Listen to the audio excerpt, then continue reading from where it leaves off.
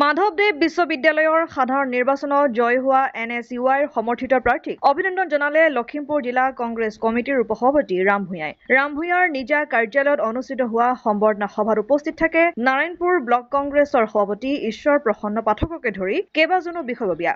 অনুষ্ঠানত মাধৱদেৱ বিশ্ববিদ্যালয়ৰ নৱনিৰ্বাচিত সাধাৰণ সম্পাদক ৰূপজ্যোতি তায়ং, সহ সাধাৰণ সম্পাদক অলকেশ বৰুৱা, ক্ৰীড়া সম্পাদক নন্দন বৰুৱা, সমাজ সেৱা সম্পাদক বিনোদ দাহালক সম্বৰ্ধনা জনোৱা হয়।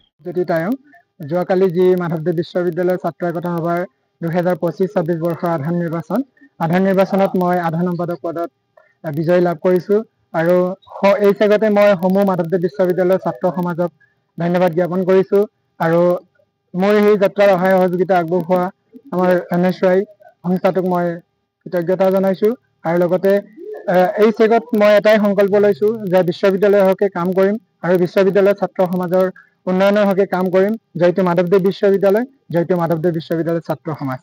নাৰায়ণপুৰৰ পৰা ৰাজেন বৰুৱাৰ ৰিপৰ্ট, অসম আদিত্য।